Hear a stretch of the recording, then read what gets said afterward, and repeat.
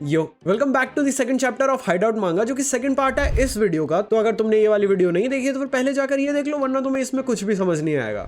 हमारे second chapter का title है अ नाइटमेयर। इस चैप्टर की शुरुआत होती है जहां पर हमें पहले थोड़ा सा लास्ट चैप्टर का रिकैप दिया जाता है। चीची पीछे खड़े उस आदमी को देख रहा है और वो कंफ्यूज्ड है। मिकी की बॉडी वहीं जमीन पर पड़ी और वो आदमी पीछे खड़ा होकर वहां सब कुछ देख रहा है और वो मिकी की बॉडी को देखकर उसे ममा बोलता है। अब सीची उसकी तरफ देखता है और वो कंफ्यूज्ड है कि आखिर ये कौन है, और वो आदमी बोलता है सो मीन टू मामा। और ये सुनकर सीची हैरान होकर पीछे मिकी की बॉडी की तरफ देखने लगता है। यहाँ पर वो बोल रहा था कि सीची उसकी मदर के साथ बहुत ज्यादा मीन है, जिसकी वजह से सीची इधर उधर भी देख रहा था, पर उसको वहाँ पर सिर्फ मिकी ही दिख रही थी। वो फिर से उसकी तरफ मुड़ता है और उससे बोलता है कि तू क्या बोल रहा है बच्चे, मुझे तेरी मदर कहीं नहीं दिख रही। पर जैसे ये बोलकर वो आगे मुड़ता है, वो देखता है कि वो आदमी वहां से गायब हो चुका है। सीची अभी घबराया है और वो बोलता है कि हाँ ये कहाँ भाग गया। इस सबसे वो बहुत ज्यादा एग्जॉस्टेड फील हो रहा है और वो दीवार के सारे खड़े होकर बोलता है डैम इट, मैं मेंटली पूरा एग्जॉस्ट हो चुका हूँ, मुझे लग रहा है मुझे हेल्यूसिनेशन भी होने लगे हैं। ये कोई ऐसी जगह नहीं है जहाँ पर मुझे कोई मिल सकता, और वो तो फिर भी एक छोटा बच्चा था। अब वो बताता है कि उसके बेटे की डेथ के बाद उसकी जिंदगी एक नाइटमेयर में बदल चुकी थी। वो एक आखिरी बार रुकता है और अपनी बीवी की तरफ देखता है। फिर वो बताता है कि पर अब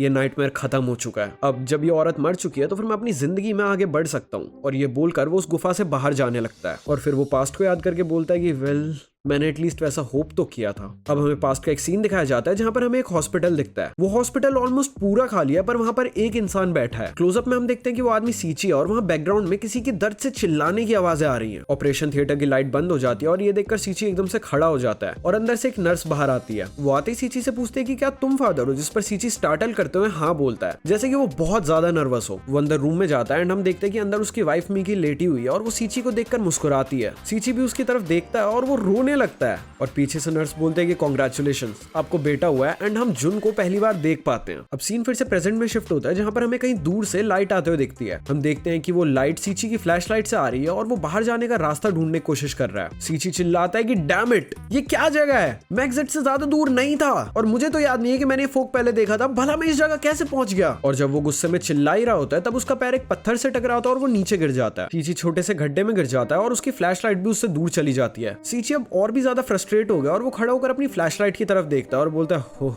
एटलीस्ट फ्लैशलाइट अभी भी ठीक है। वो फ्लैशलाइट उठाने जा रहा था पर कुछ देखकर वो शॉक हो जाता है। वो देखता है कि उसके सामने किसी का जूता गिरा हुआ है। अब उसको थोड़ा शक होने लगा है, पर पहले वो अपनी फ्लैशलाइट उठाता है और बोलता है कि ये क्या है, ये मिकी का नहीं लग रहा, तो क्या इसका मतलब ये है कि यहाँ पर हमारे अलावा कोई और भी है। वो बस ये बोल ही रहा था और तभी हम देखते हैं कि एक बूढ़ा आदमी एक मैशेट से उसके ऊपर अटैक कर देता है। अब हर तरफ अंधेरा और हमें उस अंधेरे में किसी चीज के घिसटने की आवाज आ रही है। ये कोई है जिसके पैरों को बांध कर वही आदमी जो हमें पहले मम्मा बोलते हुए दिखा था, वो उसे बड़े ही इनह्यूमन वे में घसीटते हुए ले जा रहा है। एंड वी सी कि वो और किसी को नहीं बल्कि मिकी की बॉडी को ही अपने साथ कहीं ले जा रहा है। सीन वापस सीची पर शिफ्ट होता है जहां पर हम देखते हैं कि सीची एकदम से पीछे की तरफ लेट गया था, जिस वजह से वो उस आदमी के अटैक से जस्ट बच गया। सीची उसकी तरफ देखता है और हमें उस आदमी की आंखें भी उस पहले वाले आदमी जैसी नजर आती है। वो बिना वेट के एक बार फिर अपने वेपन से सीची पर अटैक करता है, पर सीची उसे बैरली डॉज कर लेता है, जिसकी वजह से उसका वेपन पीछे पत्थरों में अटक जाता है। सीची बोलता है कि व्हाट द हेल, और वो बिना देरी किए मौके का फायदा उठाकर वहां से भागने लगता है। वो आदमी अपनी ब्लेड पत्थर से निकाल लेता है और सीची जो इस समय बहुत बुरी तरह से डरा हुआ है, वो भागते हुए पीछे मुड़कर उस आदमी की तरफ देखकर चिल्लाता है कि व्हाट द हेल, यहाँ ये सब आखिर क्या हो रहा है। लेकिन वो आदमी भी सीची का पीछा नहीं छोड़ता और उसके पीछे आता रहता है। सीची अभी भी भाग रहा है, पर वो आदमी उसका पीछा करने के बाद थोड़ी देर के बाद एकदम से रुक जाता है। एंड हम देखते हैं कि वो इसलिए रुक गया क्योंकि अब सीची भी और आगे नहीं जा सकता। सीची उस केव के एंड पर पहुंच चुका है जिसके आगे अब रास्ता बंद है। सीची अब बुरी तरह से घबरा रहा है और वो घबराती हुई आवाज में बोलता है इम्पॉसिबल, पर पीछे से किसी की अप्रोच करने की आवाज आ रही है। सीची एकदम से मुड़कर अपने रेंज को आगे करके एक डिफेंसिव स्टेंस में खड़ा हो जाता है और वो खुद से सवाल करता है कि क्या मैं हेल्यूसिनेट कर रहा हूँ, ये सब कुछ सच नहीं हो सकता। और वो पूरी तेज चिल्लाता है कि मैं इस नाइटमेयर से अब थक चुका हूँ, और वो खुद को बोलता है कि जाग जा सीची। वो अपने past experiences and current situation से अपना दिमाग पूरी तरह से खो चुका है। सब कुछ उसके सामने हो रहा है, लेकिन वो फिर भी होप कर रहा है और खुद को ये बिलीव दिलवाना चाह रहा है कि ये सब कुछ बस एक बुरा सपना है, पर रियलिटी को अब नकारा नहीं जा सकता। सामने अंधेरा है और उस अंधेरे में से फिर एक आवाज आती है। सीची भले ही कांप रहा है, लेकिन वो खुद को इससे लड़ने के लिए तैयार कर रहा है। अंधेरे में से एक हाथ निकलता और सीची के दिल की धड़कनें बढ़ रही हैं। अब वो आदमी विजिबल है और उसको इस तरह देखकर सच में ऐसा लग रहा है जैसे मानो सामने अंधेरे में से खुद मौत तुम्हें अप्रोच कर रही हो। लेकिन तभी सीची को अपने पैर के नीचे कुछ फील होता है और शायद से ये चीज सीची की आखिरी उम्मीद भी हो सकती है। वो नीचे उस चीज की तरफ देखता और बताता है